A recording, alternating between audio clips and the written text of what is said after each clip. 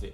Uświadomili sobie, że jednak PC jest potężniejszy niż się spodziewali i jest to komputer, który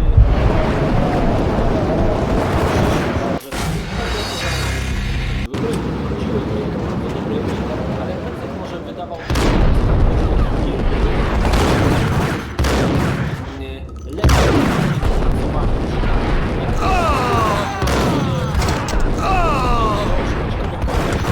uświadomiła amigowcom, że no nie będzie łatwo w najbliższych latach i sobie zaraz do tego dojdziemy. Drugą rzecz, o której nie wspominałem, a o której powinienem wspomnieć, jest konflikt. Konflikt, który u nas lokalnie przejawiał się Amiga versus PC, ale Amiga kontra Atari.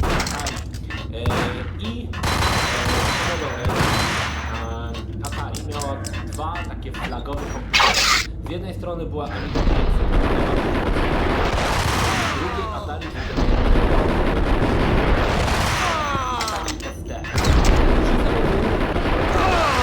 W tamtych czasach tak się mówiło, że Amiga miała lepszą grafikę.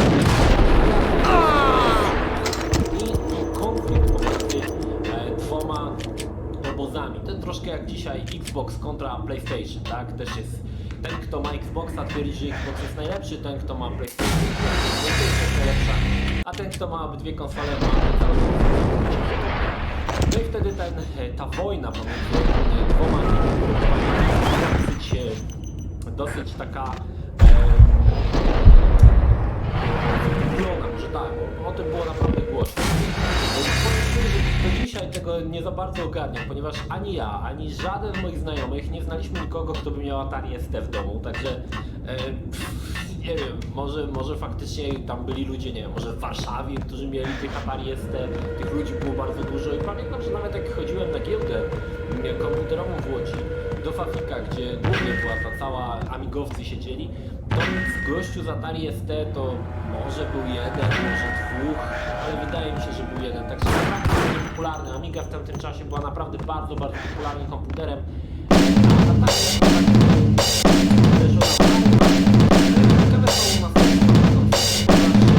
A zamiast przerzucać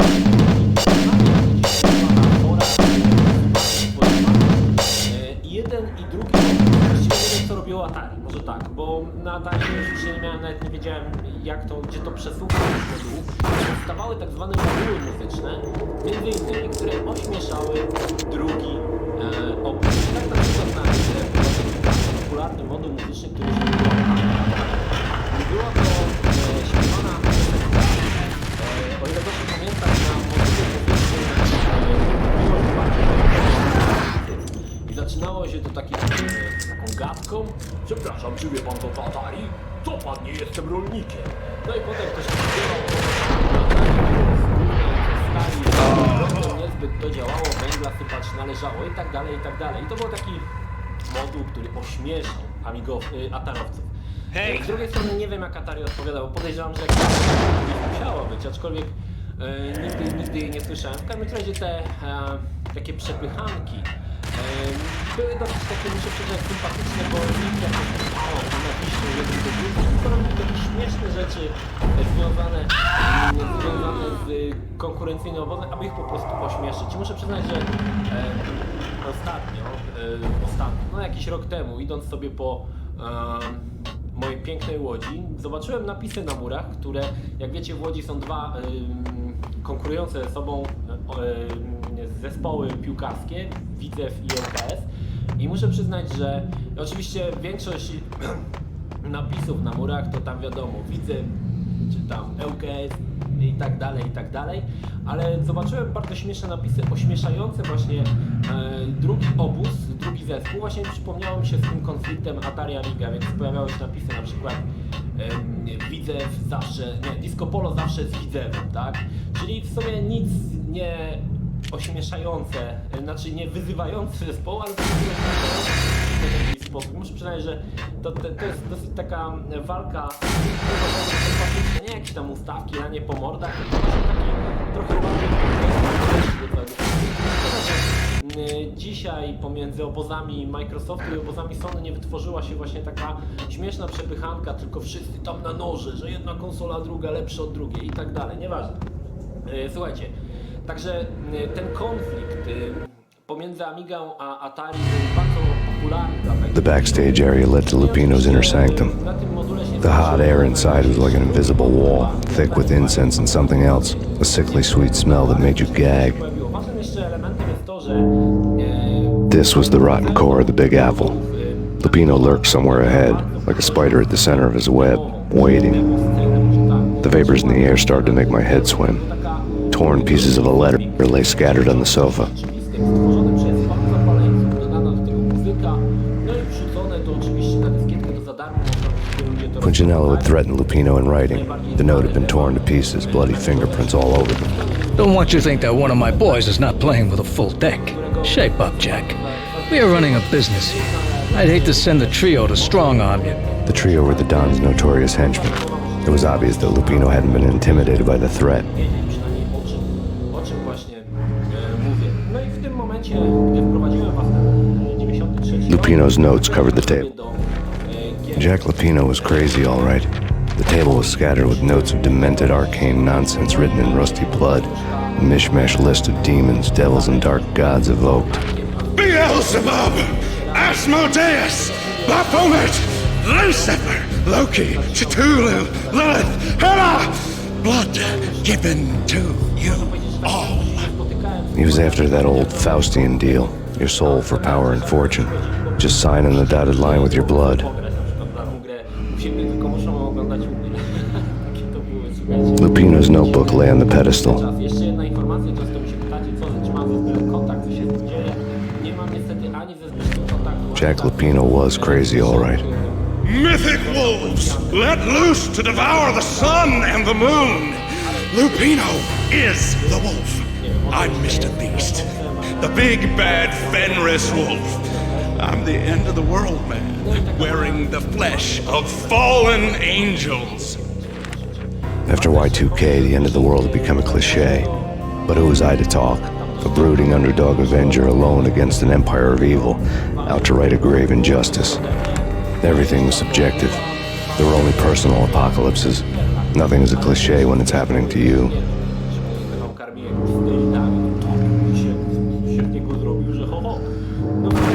Dobra, przechodzimy do gier, bo trochę się rozgadałem. Pierwszą grą, którą chciałbym wam powiedzieć, która wyszła na Amigę i The flesh of fallen angels! Come to me all! Astaroth, Beelzebub, Asmodeus, Baphomet, Lucifer, Loki, Satan, Cthulhu, Lilith, Hela! Blood to you all! Secret 2. W odróżnieniu od Street Fightera, w którym stała potężna machina, potężna firma produkująca gry, Body Block zrobił mały zespolik i muszę przyznać, że to nie udało. I've seen it. The corruption of flesh.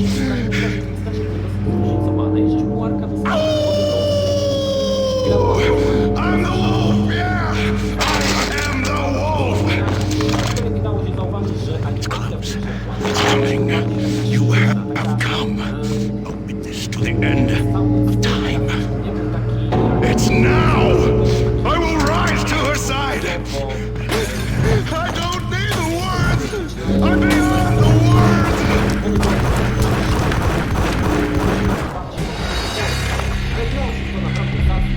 Come, a witness to the end of time. It's now! I will rise to her side! I don't need the words! I'm beyond the words! Na początku było człowiekiem, się zwał, a potem było robotem. Ten robot chyba się nazywał WD-40. Tak mi się to kojarzy. A WD-40 mogę się mylić, że nie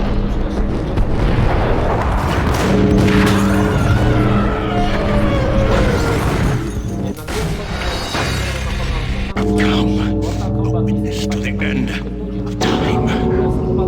It's now! I will rise to her side! I don't need the words! Come, a witness to the end of time. It's now! I will rise to her side! I don't need the words! I'm beyond the words! wymyśli nie wiadomo kogo, typu nie wiem, plan w Street Fighterze czy dalszym. Byli raczej zwykli goście, bardziej można powiedzieć, niż Street Fightera, ale to naprawdę dobrą to grać. Warto jeszcze wspomnieć, że wyszła potem druga część, której nie będę stać. Już tutaj postanowiono roboty, jakieś cuda, ale pamiętam, że Spiderów było dużo, ale nie dało nowe.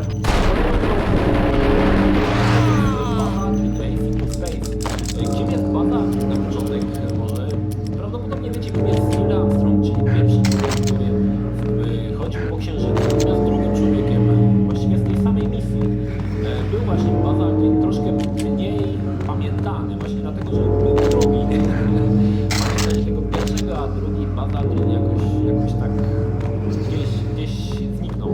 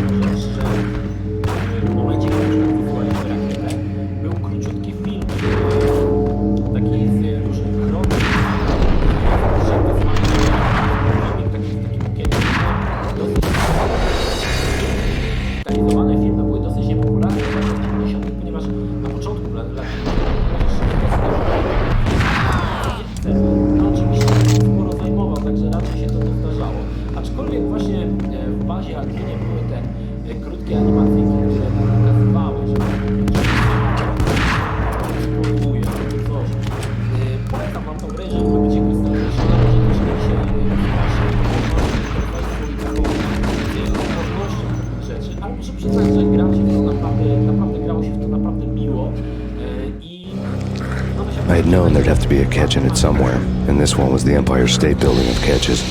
Lupino just pumped up and dying to go 15 rounds with a mutant alligator. And then he started this spooky monkey talk, straight from a bad dream. Mine. I have tasted the flesh of fallen angels. I've tasted the devil's green blood. It runs in my veins. I've seen beyond a world of skin, the architecture of blood and bow and arrow. Death is coming! She is coming, and hell follows with her. This is the twilight winter. I am ready to be her son. Her time is now, and all who stand in her way must die!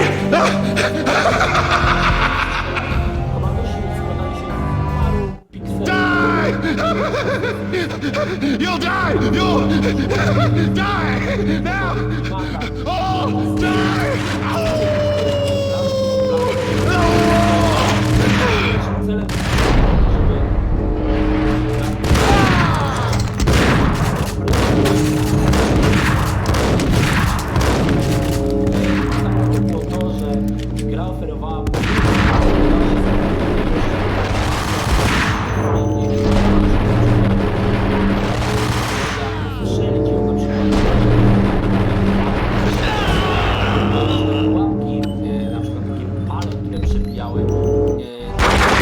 When Lupino finally went down, I wanted to make real sure he'd stay that way.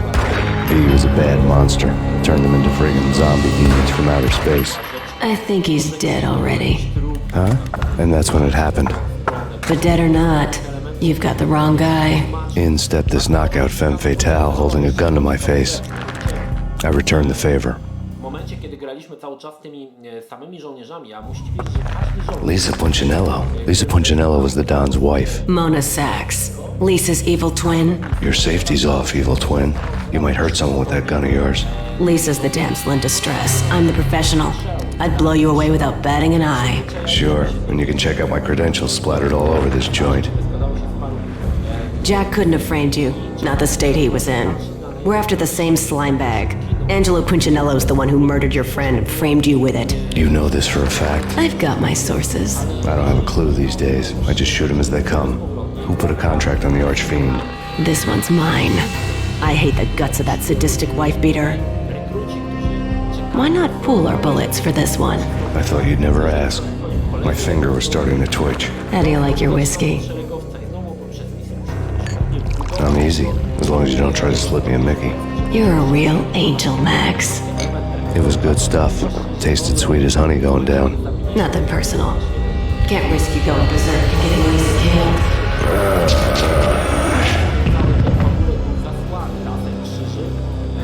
The nightmare was always the same. Violent shapes moving in darkness, old and ugly. The killer's mad laughter was a riddle filled with wicked innuendo.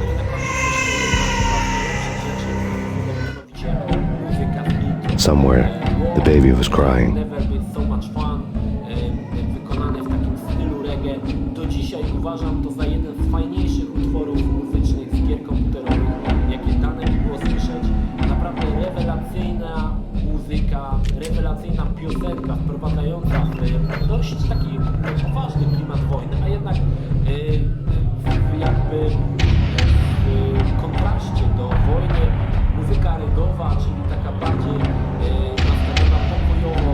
No i to wszystko jakoś, muszę przyznać, że to intro z tą muzyką zapadło tak fajnie, że do dzisiaj nawet często potrafię sobie włączyć samą tą muzykę, mamy na mobilę i po prostu posłuchać, bo ona jest naprawdę, naprawdę bardzo, bardzo dobra i chyba taka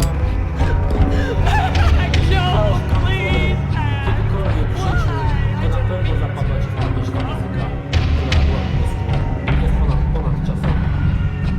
Okej, co mamy dalej? Dalej słuchajcie, gra, która zmieniła postrzeganie i wiele Jarka i twierdzili, że jednak to jest jednak potężna jest to gra Doom.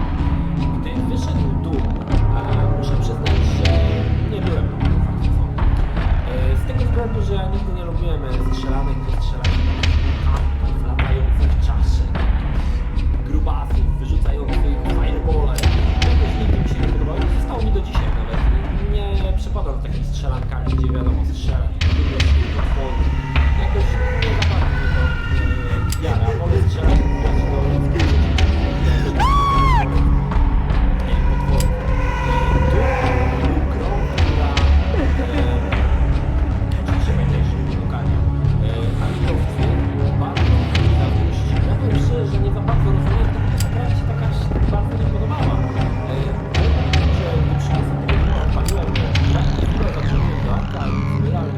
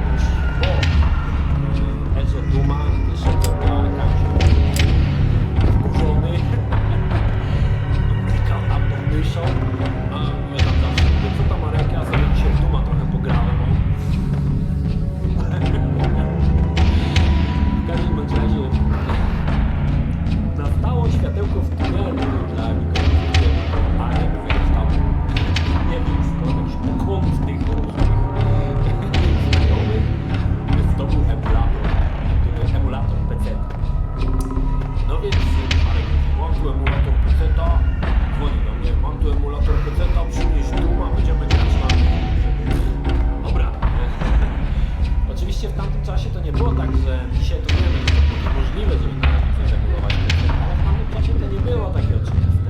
Amiga nadal robiła zapowiedzi komputery. Emulator wcale nie był w mojej opinii jakąś rzeczą, która nie mogła powstać, tak?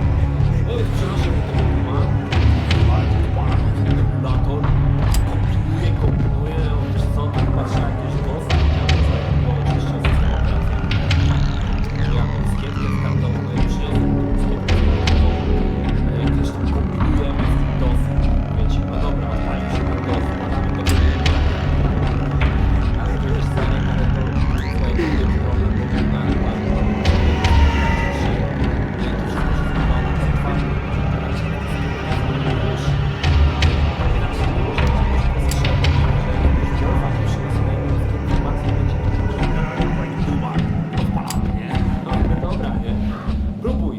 no i żeśmy tam walczyli z tym emulatorem. Ja powiem szczerze, że dzisiaj patrząc z perspektywy czasu nawet nie wiem, że to był emulator PC, ponieważ nawet tam się tego DOS-a nie udało wyrobić. Nie pamiętam, co tam w ogóle się działo w tym, jakieś dziwne rzeczy tam wyskakiwały.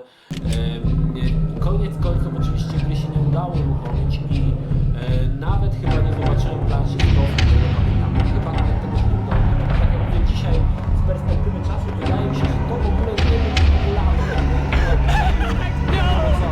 Jakiś program mówi, że nie jest emulator PC. Był taką takim bastionem PC-owym, gdzie amigowcy nie mieli szans konkurować z tym polem. No i tutaj chcę wam powiedzieć o pierwszej grze długopodowej na Amidze. Muszę przyznać, że była też ta gra, która po prostu ja tu wyśmiewałem ich Janka i Fila po prostu do rozpuku. Gra się nazywała Deathmask i polegało to na tym, że gra naprawdę nie miała obrotu dokładnie o dowolny kąt, który 90 stopni. Chodziło się w takich korytarzach. Śmiałem się, że to się chodzi po wagonach tramwaju, ale tak to wyglądało, po wagonach pociągu. Ale miała jedną fajną rzecz, mianowicie można było grać na dwoma osobami. Grało się w to naprawdę zacnie i ganianie jeden za drugim na tych korytarzach było nawet dosyć fajne i nawet fajnie się strzelało.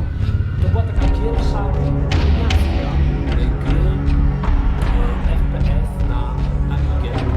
Potem oczywiście pojawił się inny tam Doom, o którym wspominałem, ale pierwszą grą był właśnie ten Deathmask, który był takim Doomem, można powiedzieć. I tak to średnio ogólnie wyglądało i wychodziło, ale muszę przyznać, że ale tam dosyć sporo grałem, próbowałem z tego, jak to wiele z pociągu, coś w tym pociągu chodzi. Ale się to szybko pobrałem. Co? Będę iść po tym pociągu na tym. Czy się dojdzie tutaj do tego, to to jest jeden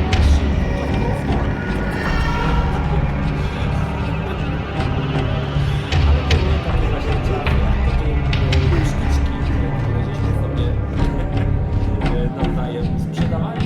I zawsze sympatycznie dzisiaj miło to wspominam. Should have known it when we found you snoring next to Lupino's corpse. Zagraliśmy A comedian, huh? Wyszło też na PC, jest to Mortal Kombat 2. Pamiętam to podniecenie, gdy wpada z pylu, mówi: słuchajcie, mam Mortala 2. Idziemy do mnie i tyramy. Ja akurat szedł z giełdy, więc już ten do mnie. Mówi: słuchajcie, przychodźmy do mnie, tyramy. Cała loża się wybrała. Michelle looked at me from the photo. Mortal Kombat, pamiętam jeszcze tutaj jakaś myślna dygresja, Janek musiał Joya wziąć drugiego od siebie w domu, bo oczywiście w wymiotku jednego Joya, bo u niego grał, jeżeli grał też na nic, to grał w tylu. To trzeba było mieć własny joystick. W każdym razie wspieramy się tą ekipą do Mortala, ładuje dyskietkę, coś tam się załadowało, tam to logo się pojawiło online. No i druga dyskietka się załadowała. Nastąpiło, co się stało? Oczywiście dyskietki, które mówiłem już w którejś z wcześniejszych opowiadań. I really love to watch cartoons. Captain Baseball Bat Boy's my favorite. Sznurki takie niebieskie i one dosyć często padały. Okazało się, że nagrał drugą dyskietkę od Mortala na padniętej dyskietce.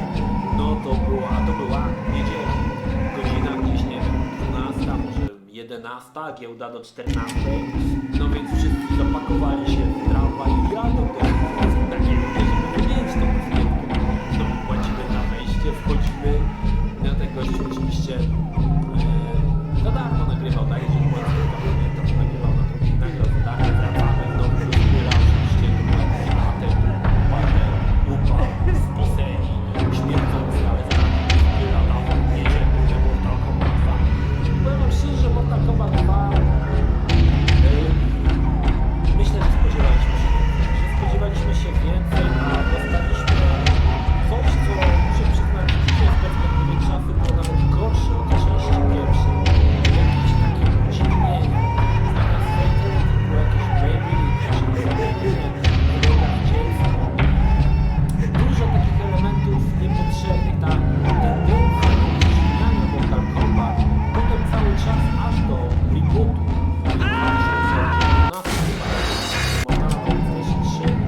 Cały czas coraz bardziej udziwniają. Pojawiały się jakieś dziwaczne szachy Mortal Kombat, wyścigi, kokantów Mortal Kombat. To było całkowicie niepotrzebne i to się zaczęło w drugiej części. Te wszystkie udziwnienia, aczkolwiek w trzeciej części, która w mojej ocenie jest najlepszym Mortalem, no troszkę jakby to nie było tak widoczne, ale w drugiej części było strasznie widoczne. Te wszystkie udziwnienia, jakieś cudaczne rzeczy. W każdym razie, oczywiście na początku tego żeśmy nie widzieli, zwłaszcza, że do Mortala byliśmy potężnie przygotowani, wszystkimi ciosami i byliśmy zapatrzeni, do czego nie mieli, zaraz wam powiem. No więc oczywiście ciosy się była jedna gazeta na dwie osoby, więc wyrywał wam te ciosy.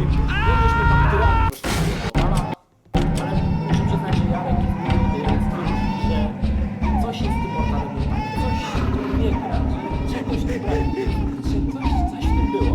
W każdym razie, oczywiście oprócz ciągnięcia też rozprawki fatality. No i po co nam była liga? Ano po to, że na przykład fatality było napisane w 3/4 ekranu albo 2 cm od przeciwnika. W większości wypadków wykonując fatality to było bardzo umowne. Dokładnie 2 cm od przeciwnika, że tam 3/4 ekranu. A wykonując jakieś fatality, pamiętam, że to było postawione, trzeba było stać właśnie było 2 cm. Nigdy na przykład nie udało mi to. I w którymś momencie rozważna pomoc, że weźmie nie mierzy te 2 cm, narysował atakiem na telewizorze kreskę, gdzie powinien stać, gdzie powinien stać przeciwnik. I że to fatality udało wykonać. Prawdopodobnie był to przypadek. Slice them, dice them, shoot them full of holes, blow them to bits, vaporize them, disintegrate them. No matter what you do, they'll still be back, good as new. To żeśmy mierzyli całą długość, to żeśmy Michelle's diary lay on the table. No, please, Axe! Why? I didn't mean to. I'm sorry.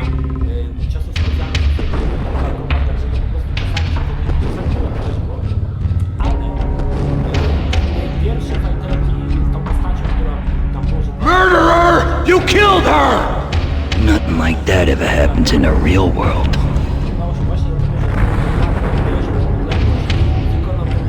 Co do piksela w tej odległości, w której wykonać powinien i dlatego to wtedy było zaliczone. I woke up in a bad dream. My head felt 2 sizes too small for my brain, Max Payne, I envy your name. and the killer was smiling. Pleased to meet you. I'm Frankie the Bat Niagara. Niagara, as in you cry a lot. He had a baseball bat and I was tied to a chair. Pissing him off was the smart thing to do.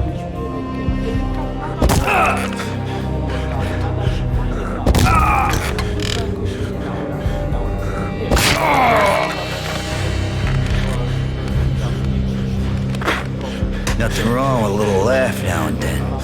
Take me, for example. I love to watch cartoons. Cartoon violence is a fascinating thing. Let's take a break. I need to take a leak and maybe grab a cold one at the bar. Don't worry. I'll be back to finish this off. And then, it's checkout time. You play, you pay, you bastard.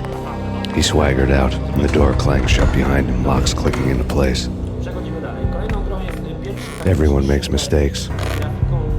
Mine hadn't been to crack jokes about the goon with the bat. He'd have cracked my skull regardless.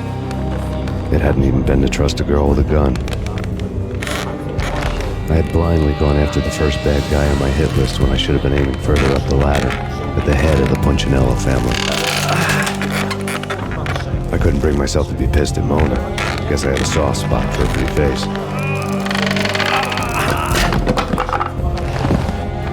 But when somebody decides to play baseball with your head, you tend to get sore.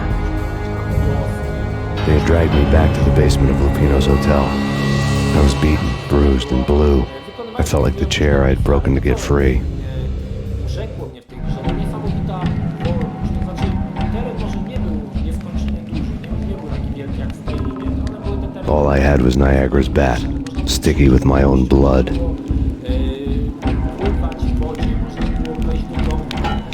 Without a gun, I'd be no match for Frankie's men.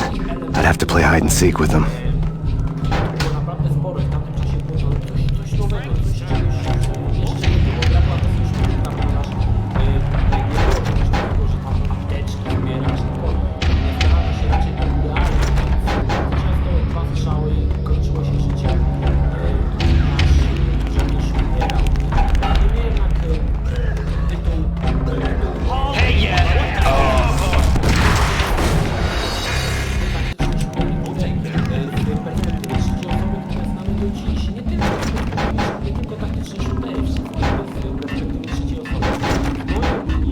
Zaczęło się to właśnie od tej gry City. Może było jakieś wcześniej, ale ja nie kojarzę. City był takim pionierem third person perspective. Pamiętam, że chyba nie przeszedłem nawet pierwszy. Ważne jeszcze jest to, że zastosowano w grze który generalnie był dosyć popularny, mianowicie rozkazy wydawane rękoma, tak? Czyli jak ktoś zaciskał pięść, to żeby się zatrzymać, tak? Jak robił tak, to znaczy, żeby obszukać teren.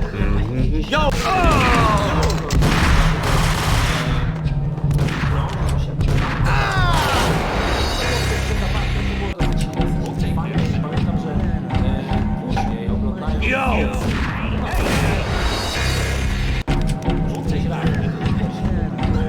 zauważyłem, że Arnold wydawał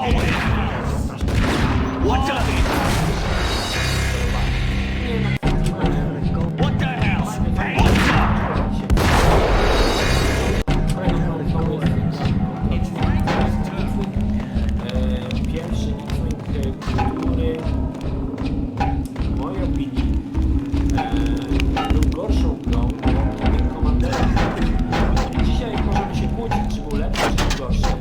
Pierwsza zapowiedź i pamiętam, że ta zapowiedź składająca się tam z 10 zdań zrobiła na mnie ogromne wrażenie. Ja byłem wielkim fanem Gwiezdnych Wojen, aczkolwiek byłem jeszcze większym fanem nowej grafiki w grach. Porównując grafikę z Commandera, z grafiką tam były te postacie takie rysowane, natomiast wydawało mi się troszkę gorsze. Aczkolwiek jak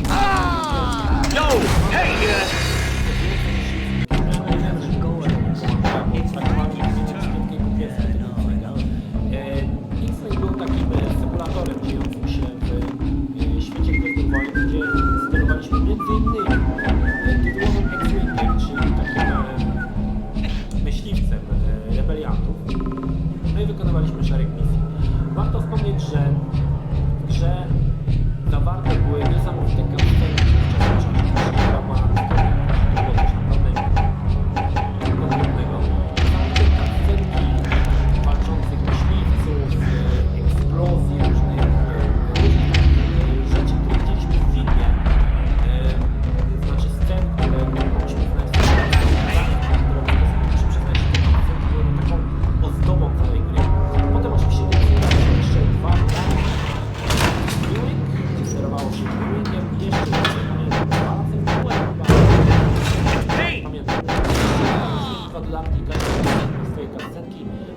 wam szczerze, że tutaj wam się przyznam, że X-Winga trzymałem bardzo długo na swoim dysku twardym, ale tylko dlatego, że miałem ściągnięty save, czy też jakiś taki save z pilotem, który miał wykorzystane wszystkie te jakoś tak nie byłem fanatykiem symulatorów kosmicznych, bo lotnicze to lubiłem pograć, ale kosmicznych raczej tak już niekoniecznie. I muszę przyznać, że jakoś tak no fajnie się latało, można było tam oglądać na zewnątrz, to wszystko było w grafice wektorowej, nieoteksturowane jeszcze w ówczesnym czasie. No fajnie to wyglądało, fajnie było i rozkłada skrzydła, ale to jakoś tak nie do końca mnie jarało. Jarały mnie natomiast te cutscenki, które były po prostu niesamowite i X-Wing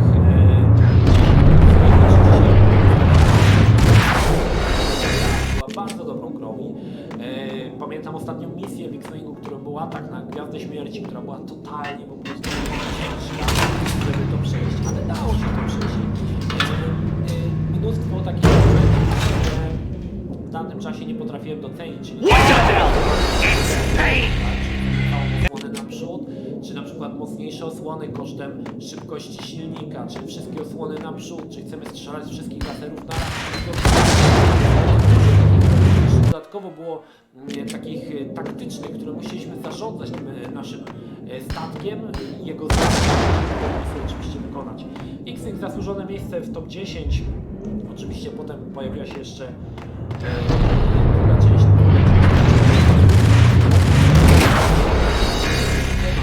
TIE Fighter, gdzie sterowaliśmy po złej mocy Imperium, sterując właśnie między innymi tytułowi. Kolejną grą jest ponownie gra, w którą pierwszy raz grałem na pierwszy raz muszę powiedzieć, że wersja PC-towa wyglądała lepiej. Jest to Syndicate, który był taką, to już mówiłem wielokrotnie, grą taką taktyczną strzelaniną wykonaną przez Syndicate był grą dlatego fajną, że było totalną wyżyną po prostu wszystkiego, co się rusza. Pamiętna misja w Kolorado, gdzie przeprowadzamy stali ludzie ustawieni takim szpalerem. I oczywiście była moja ulubiona misja, ponieważ ja wysyłałem 4 agentów z militarami, tam siedzę totalną. Syndicate na misję jednakże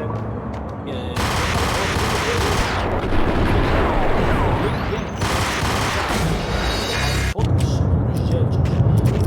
Gra podwyższonej rozdzielczości około 640 na 480 pikseli. Jeżeli coś było powyżej tej rozdzielczości, na 640 na 480 lub 640 na 400, to było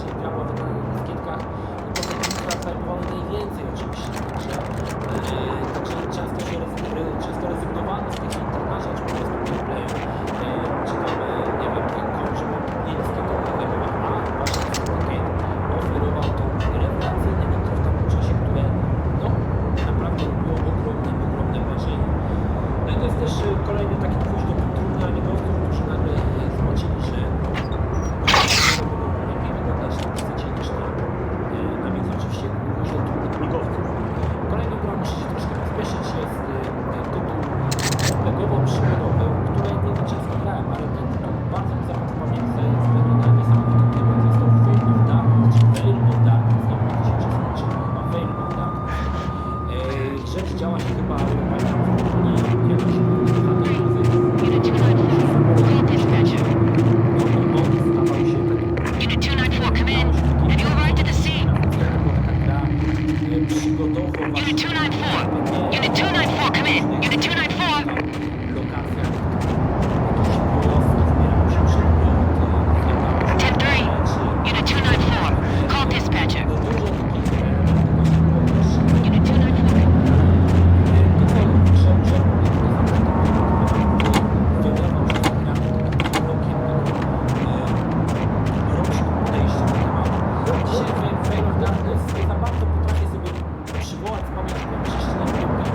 Things were fast going from bad to worse.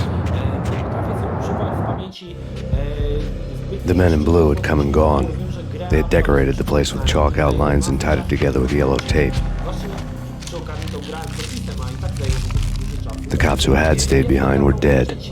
Frankie, his boys, and I had the place all for ourselves. Co jest dla mnie całkowicie niezrozumiałe, bo gra zasługiwała na to, aby wejść do kanonu gier komputerowych na stałe i powinny się kolejne części pojawić, bo naprawdę gra była naprawdę rewelacyjna. Ten klimat, ten mrok wylewający się z tej gry